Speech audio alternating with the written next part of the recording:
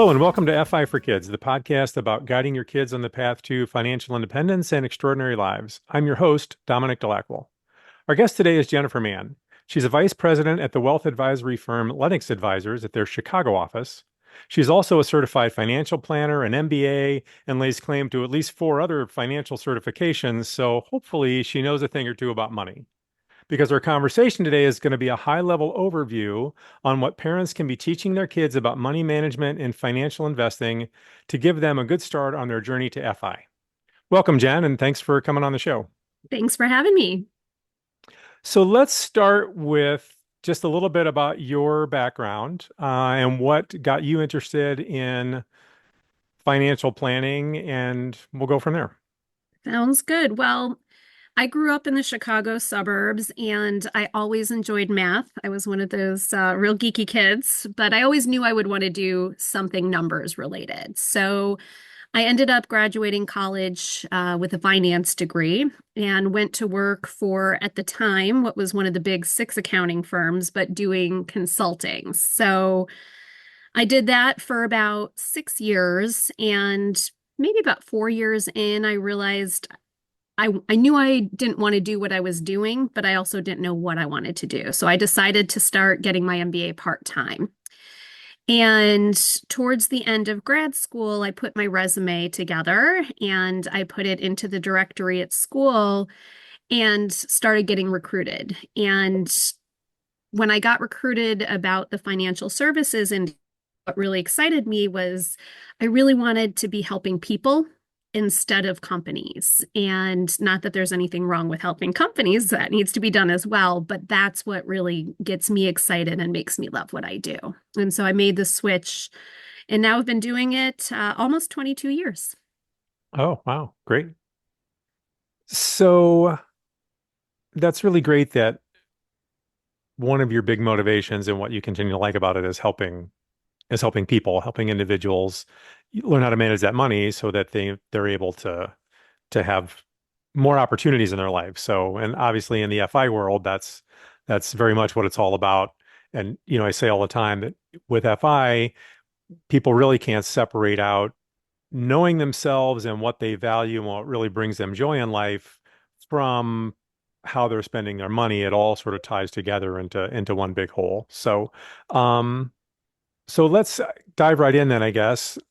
Let's start with some recommendations for what parents can be teaching their kids about money management. Should we start with money management and then go into investing, or is it better, would you want to just tie it all together as we go? Yeah, and I think when it comes to children in particular, it's more the money management as opposed to the investing to start. And I think the biggest advice to give parents is start early, right? It's very surprising how early your children's financial personalities will come out. I have 8-year-old twins, and when I started doing it with them, I noticed every time we go to the store, they would say, I want this, or I want that, or can you get me this or that? They had absolutely no concept that things cost money and money is not infinite. And it's the same thing grown-up children do too, right? It's the instant Yeah. gratification. And so I started at the very, depending how old your children are, the very first thing you're going to want to do is start with just the basics. And nowadays, we pay for a lot of things with plastic, right? Everything's on the card. We're not carrying cash as much as we used to. However, that's very hard for really young ones to conceptualize. So, the first thing, at least what I did with my children, is we started out by learning the coins and the dollars and the value of those. And you can play games with your kids, right? Like how many pennies make up a nickel, and very basic there. So they start learning and understanding that How because how old were they when you were playing those games with them just to learn the money? probably about 4 or 5. Okay. Yeah, just young. And it was hard, and we had to do things because of their age, like pennies are copper color and they're different color than the rest. And Sure. notice all these ridges around the end, and this one's little, and really just pointing it out like that. Because the problem that kids have, and really again adults as well, is when you put everything on the card, it's very hard to track and get a concept Absolutely. And dangerous, right? That's how people, one of the ways people get into trouble early on is as young adults. 100%. Yep. And so, really, just when it's physical, the finite idea is much easier to conceptualize. Hmm. Then we started I think I started around age 5 with my kids with allowance. So they Hmm. I had read somewhere that you give your kids their age per week as their allowance. And what I did is they each have 4 different jars or piggy banks that they have.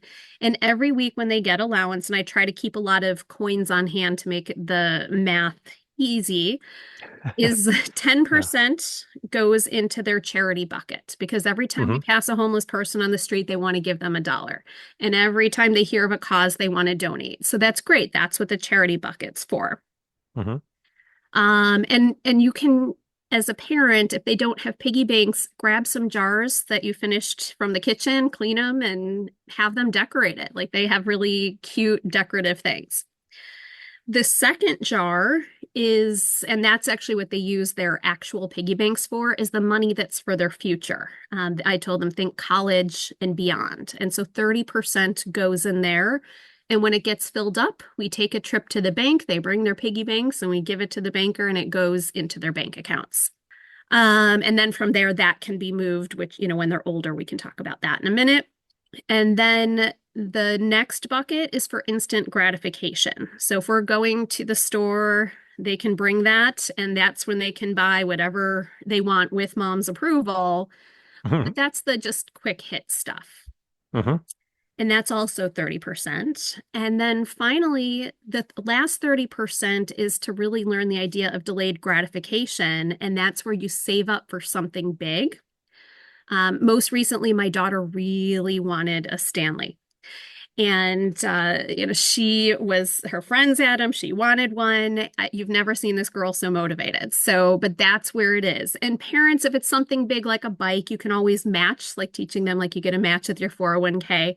I didn't Sure. do that. I made her work for it. Um, but that way you've got your different buckets so that everything is with a purpose. And it teaches them a lot of good lessons, right? Saving for the future, being a Hmm. good-hearted, charitable person, and also saving up for those unexpected things that do pop up for adults. For the kids, it's saving up for something big. So they each jar really has a purpose. And it was very clear to me very early on, as soon as I started that process. My son is a saver. Hmm. He loves counting his money and seeing how much is in there. My daughter can't spend it fast enough. So That's I funny. It's a very similar situation in our house. It's gotten better because they're a little bit older, but it was the same opposite. It was the reverse. So our daughter is was a big saver, always had plenty of money, and our son was it burning a hole in his pocket all the time. Yeah. and and that's helpful for you as a parent, like, right? You know how to coach them based on Hmm. Yeah, that. yeah, sure. And with my daughter, like I say, when she wants something, this girl was asking me, her grandmother, trying to do lemonade stands, like, what else can I do to earn money? Like she really got motivated. So it's a bit amusing, but you do see your kids' personalities very young. Then, as they get to be a little bit older, that's when you want to start teaching the idea of budgeting. And so it might be rather than anytime they need clothes, that you just buy it for them, they need to Hmm. have some sort of concept of how to manage their money. And that's usually more in the teenage years, right? We want to make Sure. sure that gets addressed and budgeting gets addressed ideally before they go off to college. Right. Sure. Because once they're on their own, again, we don't want to just give them the card to charge anytime they need. That might be more for emergency purposes, but hopefully before they've got to that point, you've done it. And there's a lot of different ways to do it. You could still work with physical cash. You can give them a little debit card where you start out in smaller chunks to control it a little bit. Hmm. There's a lot of different ways to do it, but I think the biggest lesson, leading into adulthood is the idea that money is finite and not infinite and how to manage it. Absolutely. Yeah. Well, because you can't build any sort of extra. cash at the end of each month when you actually have expenses, when they get old enough to have expenses of their own, if you're not budgeting and managing your money, and you can't invest that and build any sort of wealth if you don't have that excess. Not to mention that if something unexpected comes up, you have to repair your car or whatever emergency might come up, that then you don't have money for that. But so yeah, good. So any suggestions on how someone might approach teaching them about budgeting? I would start out with some simple things, right? If they need uh, clothes for school or back to school supplies, or although a lot of times those are sort of prepackaged these days, or it's going out to social events with their peers.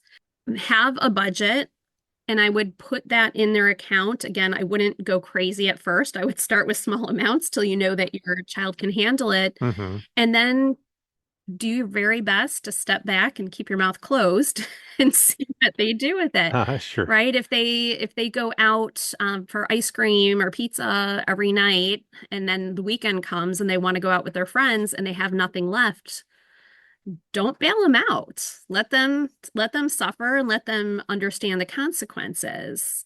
And if they have a job, and they're earning money, do the same thing you do with the allowance, right? Divvy it up. If your kid's working in high school or wherever, or in college, same concept applies. It's the same concept I teach with adults, just more of the medium term being for those one-time expenses. Your car breaks down or something like that versus saving for something big. But something big could fall in that bucket as well.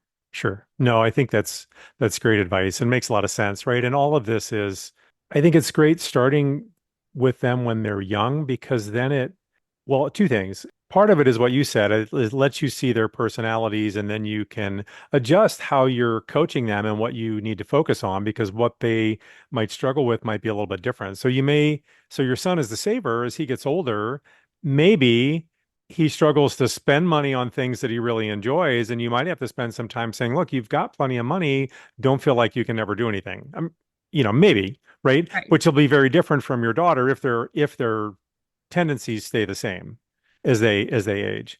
But also it creates, without them even really realizing it, a set of habits that hopefully then carry over when they get out on their own and they're early adults, that those things are already ingrained in them, and they'll make mistakes, but they've got a foundation that I think a lot of people don't seem to get. I say all the time, parents, we teach our kids so many different things, but a lot of parents haven't traditionally done a good job of teaching their kids about money, even though they're teaching them so many other things, how to drive a car, how to behave nicely, how to do their math homework, right? Whatever it might be, then money just gets left aside, which is really too bad, because it's such an important habit and such an important skill set. And it doesn't have to be that complicated, but if you never learn those things, it can be really difficult when you first get out on your own and you're getting all these credit card offers. And again, it's so tempting, and it's easy to think you're not even spending money until you're in a hole, and then it's rough. So, It's interesting. You made a really good point as you coach, as we talked about, you coach them differently. And when I got into this business and was working obviously with adults, a lot of people's adult financial personalities have to do with their parents, whether it's they learned good hmm. habits, which to your point, a lot of people don't learn financial skills from their parents, or they don't want to end up like their parents. They saw their parents don't have retirement. They were always worried about money and they don't want to be that person. So a lot of people's financial personalities, if you don't have that learning growing up, tend to be a reaction one way or another to their parents. Or, sometimes it's my parents saved every penny and we never got to do anything fun and now I'm going to enjoy my life.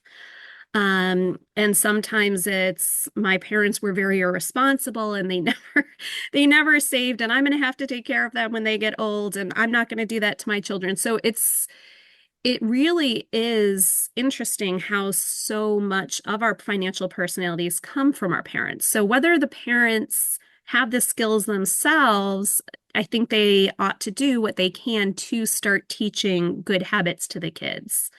And it is funny. This is just a little funny side story. When they're little, their concept of money also is very warped, and they're always really listening. So recently, my daughter really wanted to go to the Taylor Swift concert, and I, not that we don't have the money to do it, but I just didn't want to spend $2,000 per ticket for a Taylor Swift concert when to me, Goodness. I prefer going on a vacation or doing something like that. Right. Anything, what's more going to give us more bang for the buck. She took that as we are broke and we cannot afford to do it. And she's now started like any little thing. I wanted to sign her up for sports. Do we have the money for that, Mom? Yes, we have plenty of money, honey. We're just not spending it, frivolously. So it's learning those habits and the perceptions. And it's interesting to have the conversations because you don't know how they're perceiving things if you don't have those conversations. No, we've had similar things here, and some of the other people I've talked to for the podcast have brought up similar things. And so you just don't know what they're hearing and then how they're taking it. So it is really interesting. But it does give you that opportunity then to teach them about you've got to make choices. And so and part of making choices is identifying what you value. Now, as young adults, part of the thing that you're doing is figuring that out. And so you may try some things and realize, oh, you know what? I spent all that money on that Taylor Swift concert and it was great, but gosh, after the fact, like now I don't have money to go on this trip or to whatever it might be. And that's a good learning Mhm. experience. But if you're not even thinking that way, then it just makes things harder. So being aware of that, I think, is helpful as you manage your finite resources of money to always be thinking about what it is you value and was that money I spent on that worth it or not? And it's always different for Right. everybody, right? For somebody else, that money for that Taylor Swift concert might have been worth it. Maybe travel isn't their thing or whatever it might be. It just there's no one right or wrong path for everyone, but you have to continually try to refine and identify what the best path is for you. And I think that's another really important habit and skill set that we can be teaching our kids. And so money is just one of the ways to help do that. And that concept, it's such a good concept, and you can do that even non-financial related, right? If it's the weekend and they want to go play with their friends, okay, you can go play with your friends, but remember, we have to clean up this room. And so that means maybe then Mhm. tomorrow you're going to have to clean up the room and we can't do this instead. It's the same concept, but I think really bringing that awareness is important. But the other thing as parents is we have to stick with it and not bail them out, right? If we do take them to Taylor Swift and say, okay, we're spending the money on this and we're not going to go on this vacation, you can't then bail them out, right? And do both because that's not teaching them the lesson. They're not realizing the impact and consequences of their decisions. No, that's an easy way for them to go from, oh, we're broke to, oh, we've got all kinds of money. We're rich. Exactly. It's like, well, no, we're not saying that either. It's about choices. Yeah. Exactly. And I Yeah. think the other thing you said that's also really important is the fact that it's priorities. And, when we talk about overall financial advice, yeah, there's some ideas and guidelines and things like that. But we need to realize that everyone's priorities are different, and Hmm. that's fine, right? My daughter, it's Taylor Swift. That's not for my son. Just like with grown-ups, some people retirement dream is living in a quiet lake in the middle of nowhere, and others it's going to be traveling the world or living in a big city. It's right. It's Hmm. different values. Neither is right or wrong, but it's just that's why having blanket advice is a little tricky. And you should coach your children to their personalities Sure. and not push your value system necessarily on them either. Yeah. No, that's actually a really great point because one of the things about being a good parent, like you said, not just with money, but since that's the focus of this show and it's again just one way to sort of teach them about life is, and that's a hard thing as a parent because you want them to share your values, but you also have to be open to not all of those things are going to be the same. They're their own individuals with their own personalities, and your job as a parent is to pay attention and assess those things, guide them towards the things that are really important, and being a good person, that sort of thing, and teach them habits and skills that are going to give them more opportunities in life. So then we're back to the money, right? Managing your money well just gives you more opportunities in life and less anxiety and stress. But then how they go about those things, you have to let them be themselves Yes, and encourage that, right? But then that means you have to pay attention. And then again, like you were saying, you may have to adjust and shift how you're approaching things with them. exactly. I'm actually going through a situation with my daughter right now because that instant gratification money, she's just learned to ride her bike and found newfound freedom, I guess. And Hmm. she and her friends like to go to the local stores and get, a boba tea or mitts or whatever the case may be. Yeah. But she's going to her instant gratification jar and taking money to pay for everybody. Oh. And so where I'm trying to catch myself is this is her instant gratification. She can spend it, how she wants, of course, unless it's for something she's not allowed to have. But maybe saying, listen, you can do this, but let's talk about what that means. You don't want to always be the one paying for your friends, and what are they going to take from that, right? Are they really truly your Hmm. friends? And having some of those deeper value conversations, but not telling her she can't do it because that is her instant gratification. And just like you've got to hold your own and not give in. And in this situation of the Taylor Swift and the vacation, you also have to let go for some of the other things too. Yeah, no, that's a great perspective. And natural consequences, right? If she goes through all that money because she wants to spend it on her friends and then doesn't have it for something else that she wants, Right. then, or it's also potentially a good lesson in that if she goes through all that money and they still want to ride their bikes up there and get some sort of treats, then maybe her friends, it's their turn to sort of pay for her. And that, And if they do, that's great and it works out fine. And if they don't, well, then that's something else that she can learn. And you have to just sometimes allow that to happen and they learn best that way. yes, exactly. So, yeah. While we're talking about budgeting, I'll just mention real quick that we have a simple money tracking tool that anybody who signs up for our newsletter at fiforkids.com, we send that out for free. And there's three tabs on there. There's a tab for tracking money for early teens. So it's pretty simple because they don't have a lot of sources of income typically, and they don't have a lot of expenses. There's one for later teens where it starts to get a little bit more sophisticated, and it's a good way to start to teach them the habit of tracking their money so they know what they're spending and where. So if they want to make choices about, gosh, I'm spending more than I thought I would have more left over, it lets them sort of see where that might be going. It helps them identify where they might want to cut back. Again, back to, you know what, I do actually want to spend that on this video game streaming service because I really love playing video games. It's important to me, but I can cut back on, the trips to the convenience store or vice versa, whatever it is for them. And then the third tab is a very simple compound interest projector, so a money growth projector that just to give kids at any age to show them with a quick and easy visual the power of compound interest. So you can play with some of the numbers in there and then it'll show you over a 5, 10, 15, 20-year period, if they start with this much money and they put this much in each month at a certain interest rate, this is what that money will turn into over time because it works for you and grows itself. So that can be a difficult concept, I think, to get across to kids. So it's just very simple to give them an easy visual when parents are ready to start having those conversations with their kids. So anyone who's interested in that, sign up for our newsletter and you can have that and play with it for free.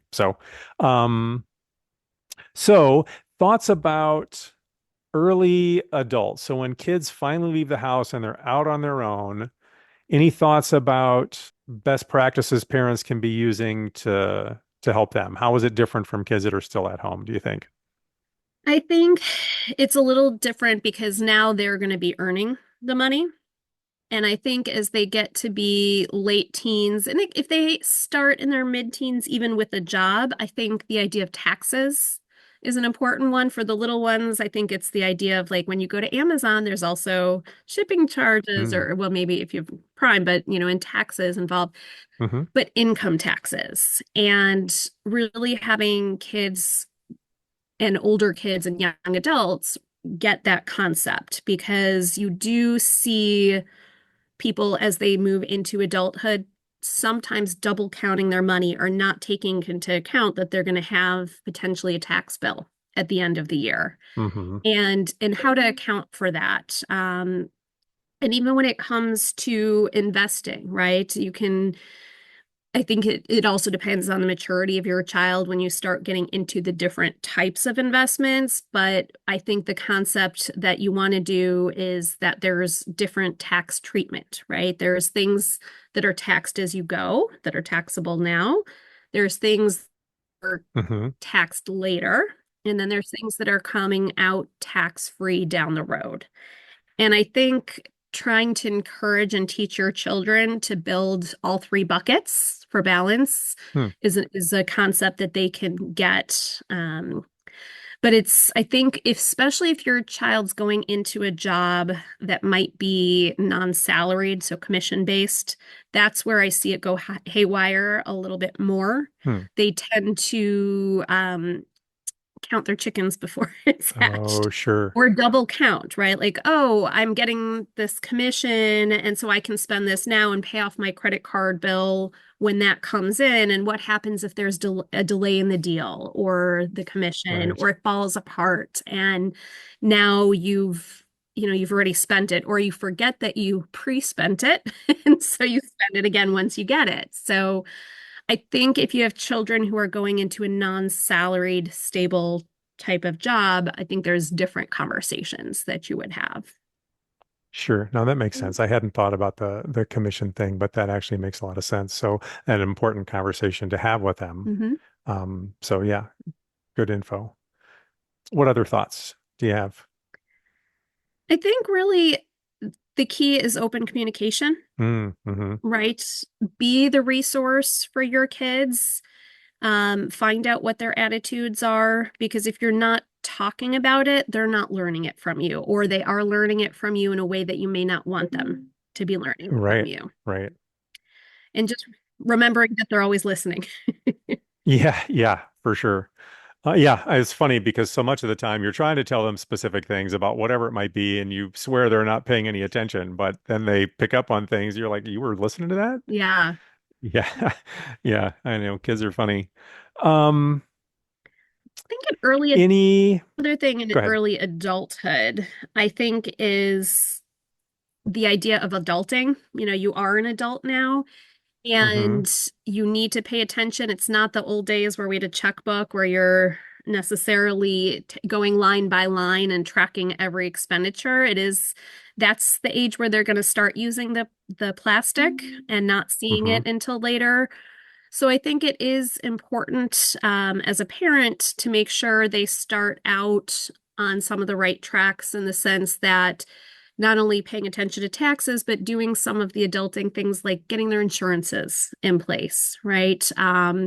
Making sure their rent's not too high for what their Mm, income is, things of that sure. nature, because they don't know. They've done maybe a little microcosm as a child, but I remember my youngest brother, who's 5 years behind me, thinking he was going to come out of college and live in the city and, have this crazy lifestyle. And of course, when you're 21 and 22, what do you want to do? You want to go out and you want to have fun with your friends and spend your money that you work so hard for. And of course they Mm-hmm. do, right? Mm-hmm. But they're adults now and they need to start adulting. You never know if your rent is too high and you have that fabulous place, you better be waiting for everyone to come over every weekend because you're not going to be able to afford to go out with them. Right. You got to get your insurances while you're young and healthy. You need to, do all those things that aren't the fun things, to set yourself up for your future too. Yeah, well, I think that goes back to the importance of parents having that open communication with their Hmm. kids. Well, and paying attention to sort of where they are, because that's not something that typically someone who's just going out of their own, even if they're not going to college, but they're working in some other sort of a field, Hmm. or if they have gone to college and then they're out, they're not thinking of those kind of things, right? Absolutely. You're just thinking, because when you're that age, you're so focused, as you should be, on all of the fabulous potential that is there in front of you for all these years that you sort of figure you're going to have to just enjoy life. And you can, but it also involves some basic financial things to set yourself up to be stable. And also this idea of making choices about your priorities, right? If you spend all your money, like you said, right, on a great apartment in the city, that's exciting, but then you're not going to have as much to go out. Or you might have to get another job to pay for more time to go out, but then that cuts back on your time. So when you start talking about money, you're also then inevitably talking about your time, Hmm. right? Because until you get to a point of financial independence where your investments are enough that you can draw from them to support yourself indefinitely, you are in one way or another trading your time for money. Right. So if you want to make more money, you either have to get a higher wage, and that usually involves investing then in more education or certifications or whatnot. So it's time. Hmm. Or you've got to put in more hours or get a second job or start a little side business, but all those things take time. And then that takes away from time you want to go out and play, whatever that means for you. So there's this whole world of all these different, it's like a puzzle Yes. that each individual has to sort of put together for themselves. What do I want to do? How much money do I need? How much money do I want? Am I okay to do without? What really matters to me? And what's the right best mix for me at this point in my life? So, and as parents, right, having those conversations so you can ask questions and guide them and maybe help them see some things that they haven't thought of, or teach them things like you're talking about with the insurance and whatnot that they're not even on their radar screen at a young age. Those things are so important, I think. So that open communication, and then we're back to that starts ideally when they're young, Hmm. because then they're used to talking about it. You're used to talking with them about it. And then, when they want to know more, they'll come to you, or when you see something and you want to point it out, hopefully they're more open to listening rather than, why are you talking to me about this now all of a sudden when I'm 24, I'm on my own. Absolutely. Yeah. And I think the other thing we haven't addressed, but it goes very similar to the priority, right? Like if you want the great big apartment and don't want to go to a lot and you're a homebody, that's wonderful, right? That's the right thing for you to be doing. For Yeah. me, I'm not buying a lot of clothes because I like travel. I'd rather spend my money on that type of thing. Hmm. But you also need to start probably pretty young as well. And even, there's even a lot of grown-ups that I have to have this conversation with too, but the whole concept of keeping up with the Joneses. No. Yes. And and well, so and so has a with my daughter with the Stanley. Well, they have a Stanley, or they have this kind of car or this kind of whatever.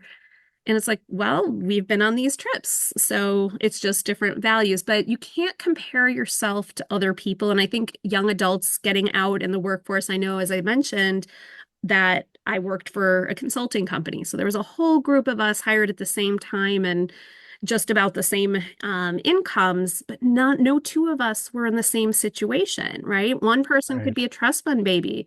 The other one may need to support their immigrant parents. The other one might be Right. caring for a grandparent who needs care. Hmm.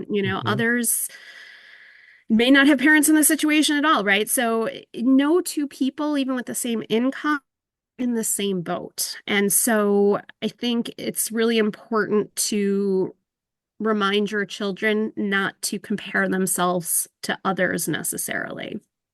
Yes, absolutely. Great advice, and super important, right? And again, if you're trying to reach financial independence at an age well before a traditional retirement age, and you're trying to keep up with people and just spend money and spend all your money on toys just to have them, you're never going to make it, Right. So I think that's super important and such a vital aspect of the FI world. And that again, make your choices and you're okay. You don't have to compete with them. It doesn't matter. We've got our daughters just learning to drive. And so some of her friends are already driving, and some of them are getting hand-me-down cars, and some of them newer cars. And she was saying just a couple weeks ago, well, one of her friends, her parents they each have a Tesla, and they're going to get her a Tesla, maybe. It's like, oh, well, okay. You're not getting a Tesla, right? Just Like, FYI. yes, I know. Like, okay. Yeah. We're broke, But right. Dad? Oh no. Yeah. So anyway, okay. Well, that's been great. Any other or anything else you wanted to sort of touch on? I think that we've covered most things. Again, I think the other thing is, again, just watch financial personalities, start young, and also, try not to judge others because we don't know what their situation is. Yeah. Yeah. Great advice. Thank you so much, Jen, for coming on and talking with us. If people have questions and want to reach out to you, how can they get a hold of you? The best way would be through my work email, which is jmann, Mann, at Lennox Advisors, which has one N, Lenox, advisors, ADVISORS.com. Okay, great. Well, thank you so much for coming on, and enjoy life up there in Chicago. And hopefully we'll have you on again and talk soon. Sounds great. Thanks so much. Thank you, everyone, for listening to this episode of the FI for Kids podcast. Please subscribe and follow the show. That helps get the word out to other parents and kids that are interested in pursuing their journey towards financial independence. And it also helps us continue to attract interesting guests. You can find contact info for our guests, as well as links for books and other resources, in the show notes and at our website, fiforkids.com. Our intro music is provided courtesy of Douglas Cameron. You can find Doug's music at douglascameron.net, Spotify, Pandora, and Amazon Music. Our exit music is provided courtesy of the Zoo Human Project. You can find their music on Spotify and Pandora.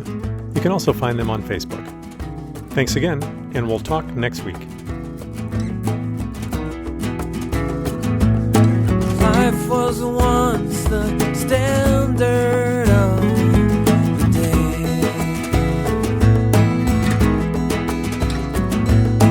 Now most rot in the material plane.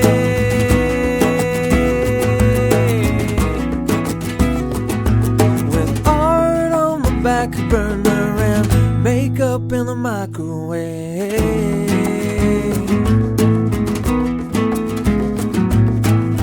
How can a world full of flavor be so painfully bland?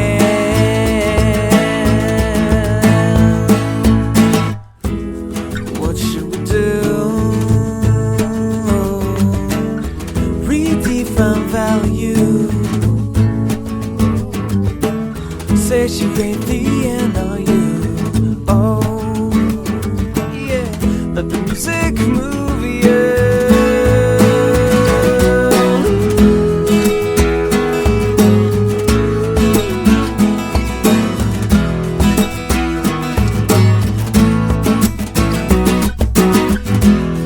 It's better late. It's better late than never. It's better late. It's better late to purify this polluted stream.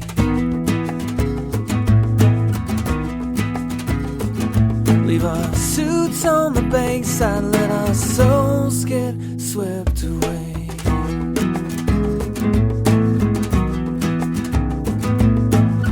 We'll empty out into the ocean and rise up